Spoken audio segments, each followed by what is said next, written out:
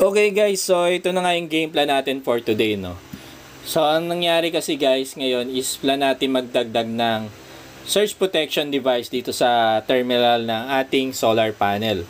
So from solar panel wire, itong kulay black na yan guys, naka MC4 connector ako dito bago pumasok ng circuit breaker ng solar panel. So ang mangyayari guys, dito sa MC4 natin, dito tayo magmi-mitigate, no. Dito tayo gagawa ng paraan para isingit natin yung ating SPD. Since nakita natin na meron tayong rail dito para sa circuit breaker, no. So ngayon mag-add tayo ngayon ng dalawang circuit breaker na DC. Then sa leftmost niya dito natin lalagyan yung SPD. Sa ngayon wala akong SPD, hindi pa dumarating yung aking order. Ang pwede nating i-mitigate ngayon is ito lang, iabang na natin yung ating circuit breaker, no. So ang mangyayari, tatanggalin ko na yung tong MC4 connector na to, idadirect to sa circuit breaker para pag dumating yung SPD, ano na lang siya, ipaparallel na lang natin siya. Okay, so ito na nga, na-modify na natin yung ating PB inlet, no. Pinadaan muna natin siya ngayon sa circuit breaker. So awa naman umabot to, no. Binata ko lang to ng konti kasi may extra pa yun dito yung ating PB wire, no. So umabot siya hanggang circuit breaker. Tapos dun sa kabilang side wala naman siyang problema. Then sa taas nilagyan natin siya ng bus bar, no, para mag-connection dalawa. So ang inaabangan na lang natin dito is yung pagdating ng SPD natin para may kabit natin dito sa slot dito. Tapos ipaparallel natin siya sa isang circuit breaker diyan, no. Any of those circuit breaker pareho lang yung connection niya, no, mapa dito o dito. Kasi nga naka bus bar na siya eh. And then, yung grounding, hindi pa natin naruruta. Ito yung grounding natin kasi hindi natin pa alam kung gaano ka i-adjust natin siya, no? Basta naman makita natin yung ating SPD, tsaka natin puputulan yung grounding para mai-connect natin dito sa SPD dito, no? So, SPD na lang talaga ang kulang. Okay guys, dito muna tayo sa sizing ng ating SPD. So, share ko sa inyo kung ano lang ang alam ko guys, no? Okay, so may mga variable kayong nakikita dito, mga nakasulat nito, no, yung mga UC, IN, IMAX, UP. So yan yung mga nakasulat sa SPD mismo. May mga value yan guys. So yung UC, yun yung rated voltage. Yung IN naman, yun yung standard discharge current. Yung IMAX, yan yung maximum discharge current. And yung UP is yung voltage protection level up, no. So, mga value niyan guys, itong UC is voltage siya. So, V yan. Itong IN is in terms siya ng kiloampere. No?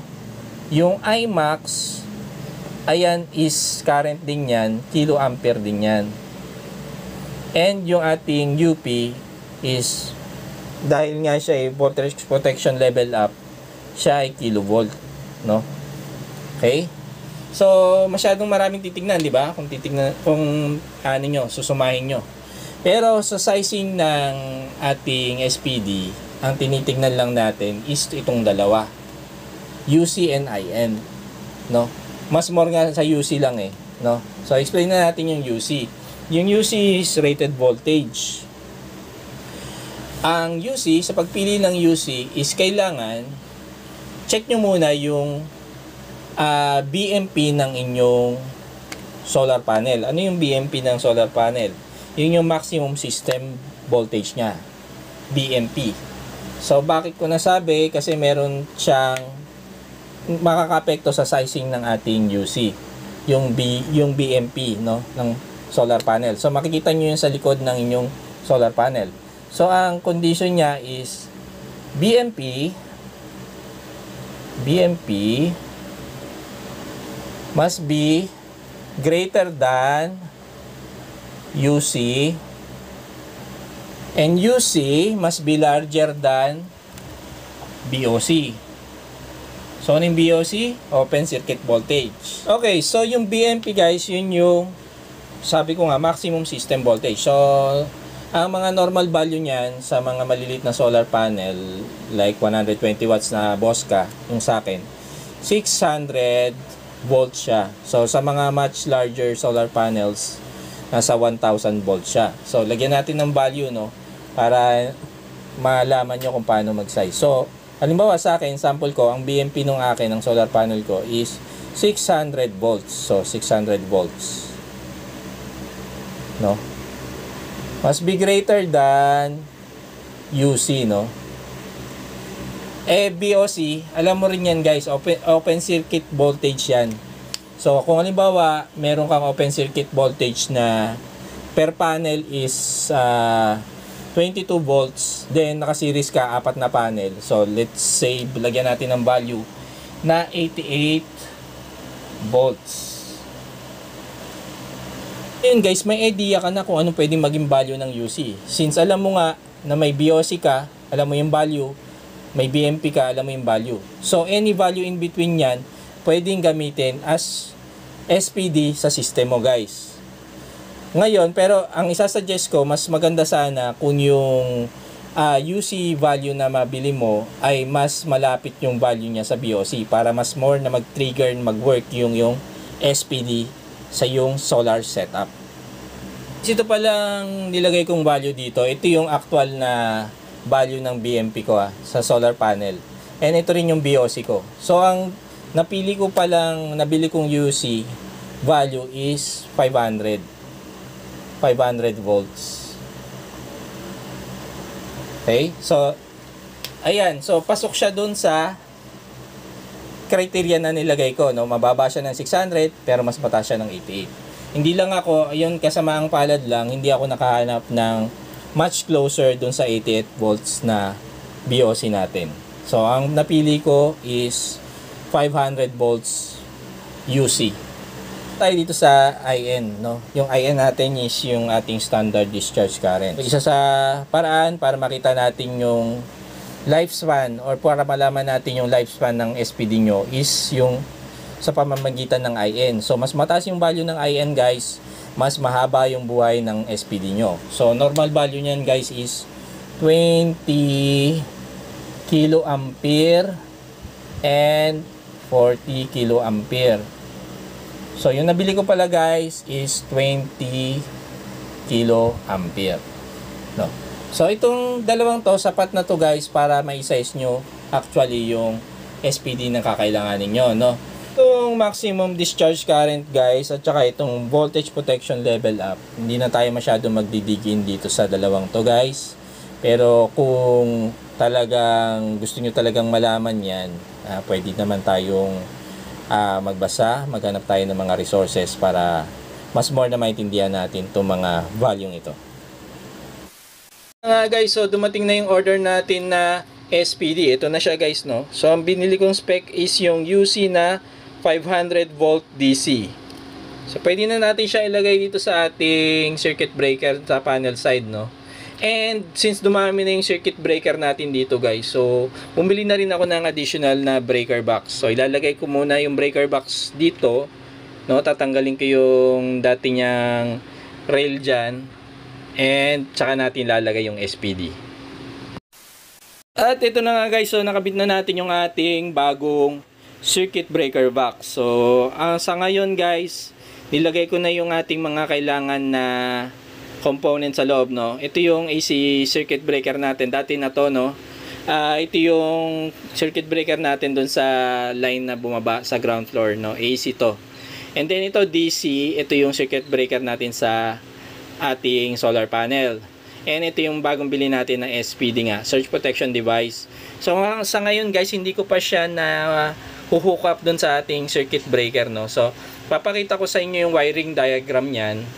And ayun pala, naka-ready na yung ating ground wire, no? Nalagyan ko na rin siya ng terminal lug sa dulo. So ikakabit na lang siya.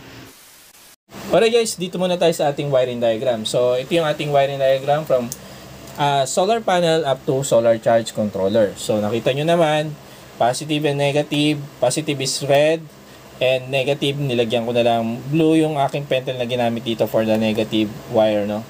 Bago siya pumunta ng solar charge controller is dumaan muna tayo ng circuit breaker. Ngayon, ang gagawin natin guys is mag-add nga tayo ng SPD. So, saan ba nilalagay yung ating SPD? So, ito, nag-prepare ako ng picture para sa ating SPD. So, kailangan nating lagyan ng SPD ngayon. So, saan natin ilalagay yung ating SPD? No? So, dito muna natin dikit. So, paano yung tapping niya sa ating system? And, pag may SPD ka guys, kailangan mo ng grounding or ground rod, no? So, yung ground, kailangan meron din tayong ground. Yan. So, yung ground, madali lang guys, no? Kasi yung ground ng SPD terminal, ayun yung nasa baba, no? So, ito siya.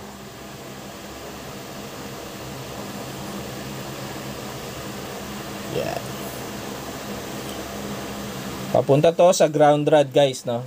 Green wire yung green wire ang ni-represent natin dito, no? Green color para sa ating ground wire.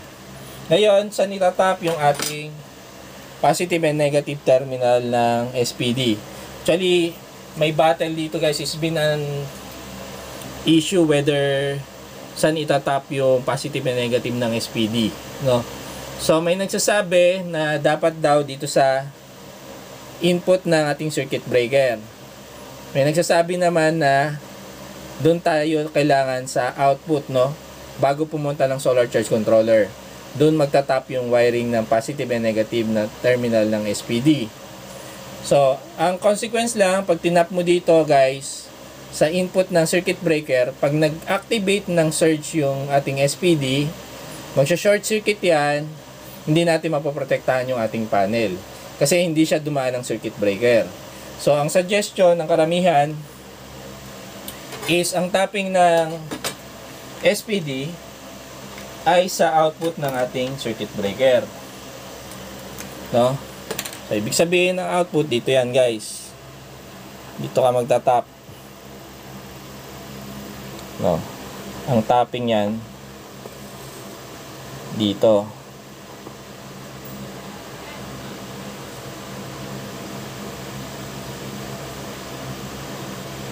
Yan. Output. No? So, ito yung pinaka-acceptable wiring diagram natin para sa pag-install natin ng SPD sa ating solar off-grid. So, mangyari guys, kung talagang may surge from solar panel, dadalo yung ating current sa ating circuit breaker. Ngayon, pag dumalo siya dyan guys, ang surge is high voltage guys. So, hindi magti-trip yung circuit breaker sa high voltage. Nagti-trip lang siya sa high current guys. Tandaan nyo yan, no? So, ang mangyayari, dadaan lang yung surge sa ating circuit breaker. Ngayon sa output niya, so pag may nakatap na SPD dyan, madedetect ng SPD yung surge niya and idadivert niya yung excess current sa ground.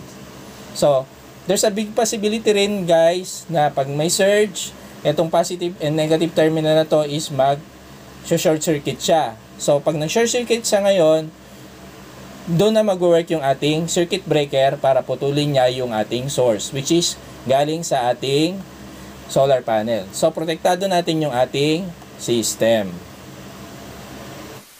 Ito guys, no, may pahirit pa ako kasi yung binili nating SPD, meron siyang suggested wiring diagram galing sa manufacturer.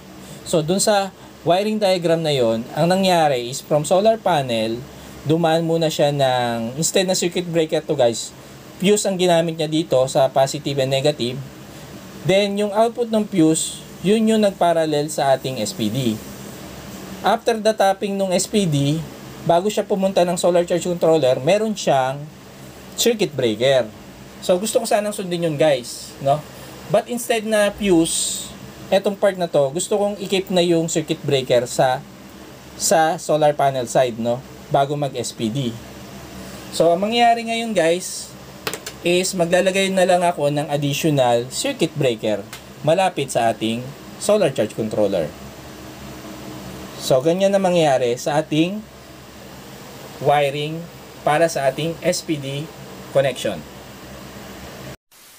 Ito na nga guys yung final installation ng ating SPD, no? So, sinunod natin yung wiring diagram na pinakita ko sa inyo. So, unang-una guys is galing siya sa PB wire. Itong black wiring na to guys, galing to sa solar panel. So, pumasok siya sa unang circuit breaker muna. Then, lumabas siya sa taas guys. And then, gumamit tayo ng bus bar to connect it to the second circuit breaker. So, sa pagpasok niya sa second circuit breaker guys, nagkaroon tayo ng jumper sa taas, pinarallel natin yung ating SPD, no? Then, paglabas dito sa second circuit breaker na to, is ito na yung papunta guys sa solar charge controller nyo, no? Ayun na siya guys. And yun pa, last thing is kinabit na rin natin yung ating ground wire, no? Sa baba naman yung ground wire natin. Since na-install na natin na maayos yung ating SPD, back to normal harvest operation na naman tayo guys, mga kasolar natin. So ayan, simula na naman ang panibagong araw para mag-harvest. And isa pa pala guys, no? Nakalimutan ko sabihin. So ito pala yung i-monitor nyo dun sa SPD nyo. So itong green color sa loob, no? So pag green color, ibig sabihin yan, in good condition pa yung inyong SPD guys. So nag-work pa siya ng properly. Pagka red na siya, ibig sabihin exhausted na siya guys, kailangan palitan nyo na yung kanyang cartridge, no? May nabibili naman siya guys na cartridge lang, tong orange lang na to yung papalitan.